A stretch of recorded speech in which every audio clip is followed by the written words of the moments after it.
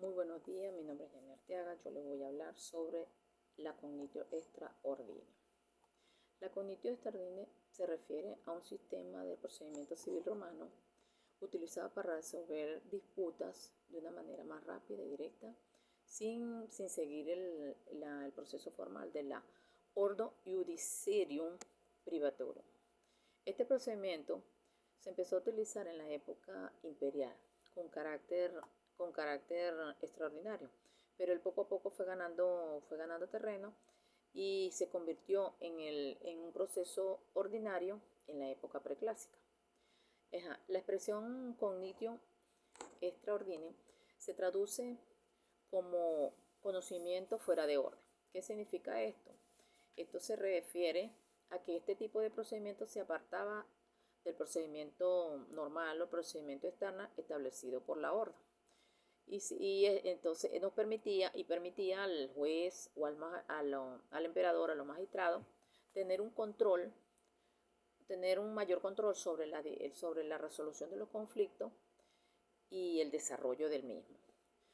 Dentro de la cognitio extra ordine tenemos una serie de características. Es bastante flexible y donde el magistrado juez interviene desde la comparecencia de las partes hasta la resolución del litigio. El magistrado también actúa como delegado del príncipe. La situación del demandado tiene carácter semioficial.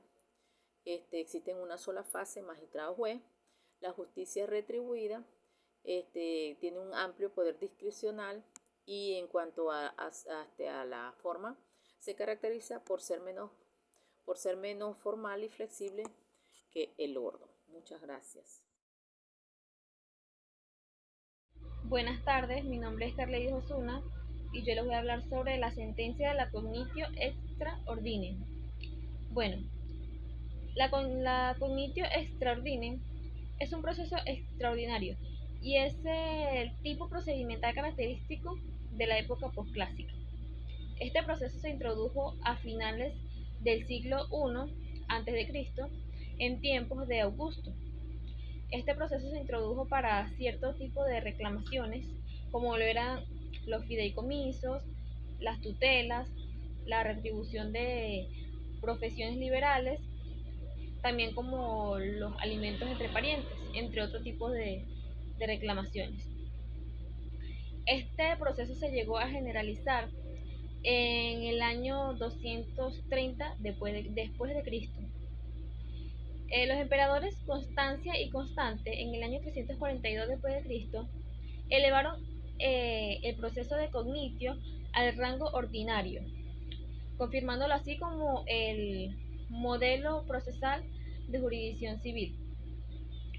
Este proceso destaca por una estatalización en todas las fases del proceso y porque se desarrollaba ante un único juez.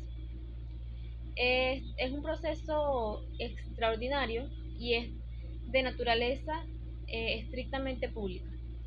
El juez que llevaba a cabo este proceso era un funcionario de la Cancillería Imperial, el cual intervenía en todas las fases del proceso, actuando como delegado del poder de emperador. Gracias. En cuanto a la sentencia de la cognitio, una vez practicadas las pruebas y recogido por escrito todo lo actuado, el juez debe decidir la causa, dictando sentencia. La sentencia debe estar sujeta a determinados requisitos formales, entre los cuales está que debe ser redactada por escrito y leída por el propio juez a las partes en una audiencia pública. En esta sentencia se decide la condena del demandado o su absolución y dicha sentencia debe ser completa, clara, precisa e incondicionada. Gracias. Saludos, mi nombre es Evelyn Miranda y en esta oportunidad les voy a hablar sobre la ejecución de la cognitio extra ordine y los recursos de apelación. En cuanto a la ejecución, esta se ejecuta de distintas formas. Con carácter excepcional, se habla de la ejecución personal del deudor o condenado. Este consiste en encerrar al condenado en una prisión pública y esta se podría evitar si el condenado cedía sus bienes a la parte contraria o vencedora en el proceso. Ejecución de forma específica o singular. Es por la que se pretende que el condenado realiza la conducta concreta que se espera de él, según reza la sentencia, y esta es exigida por los funcionarios u oficiales del juez. Ejecución por embargo. Es la venta de algunos bienes y objetos concretos del condenado, preferiblemente los bienes muebles u animales, y en último lugar los bienes inmuebles. Según Ulpiano, dichos bienes eran previamente tomados en prenda. Ejecución concursal. Es el que se desarrolla cuando el condenado cede voluntariamente sus bienes a la parte contraria o vencedora del proceso. En cuanto a los recursos de apelación contra la sentencia dictada por el magistrado, existían dos opciones: la appelatio o apelación, que se interpone ante el mismo magistrado que la dictó para que la eleve ante el superior jerárquico, es decir, los magistrados municipales, el gobernador de cada provincia, prefectos y el emperador. Cuando se producía un recurso de apelación, la sentencia dictada en primera instancia quedaba suspendida hasta que se resolviese por el superior jerárquico, y si el apelante perdía el recurso, debía de pagar el cuádruple de las costas procesales. Como recurso extraordinario estaba la restitio integrum, utilizado por el pretor en determinadas circunstancias para anular un acto o un negocio jurídico. Gracias. Mi nombre es Angie Betancourt. Les voy a hablar de la citación en el proceso civil romano Concilium Extraordinario.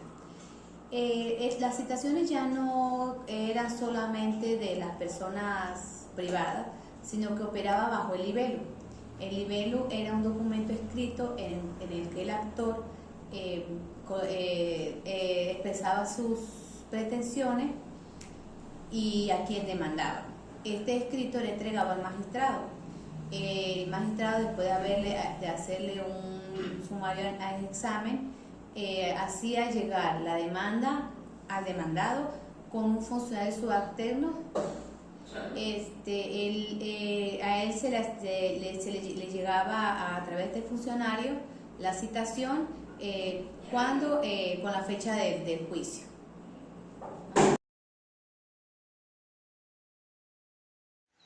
Buenos días, mi nombre es María Gabriela Balsa. La comparecencia al juicio es un acto procesal en el que una persona comparece ante un órgano judicial, normalmente presentando un procurador, presentándose personalmente o obedeciendo una cita o requerimiento de las autoridades judiciales, para mostrarse parte de alguna causa, y solo pueden comparecer los que estén en el pleno ejercicio de sus derechos civiles. Gracias. Todo cordial saludo, mi nombre es Welly Miranda, participante de la sección SP01 de segundo año de la carrera de Derecho. Hoy le vengo a hablar sobre la litio contestatium. En el derecho romano, el término litio contestatium varía según el tipo de procedimiento en que tiene lugar. En el procedimiento de las acciones de la ley, la litio contestatium es el momento de la fase in iure en el que son llamados los testigos del juicio para que recuerden lo que en dicha fase ha ocurrido y lo repitan ante el magistrado. En el procedimiento formulario, la litio contestatio es un momento jurídico procesal un poco más complejo, que suele confundirse con el momento en el que el demandado recibe la fórmula del demandante y lo acepta, quedando así definitivo el juicio. Ya en la cognitio extraordinem, la litio contestatio adopta una fisonomía diferente, puesto que si bien remite a un momento procesal específico, el momento en el que la demanda es notificada al demandado, sus efectos dejan de ser los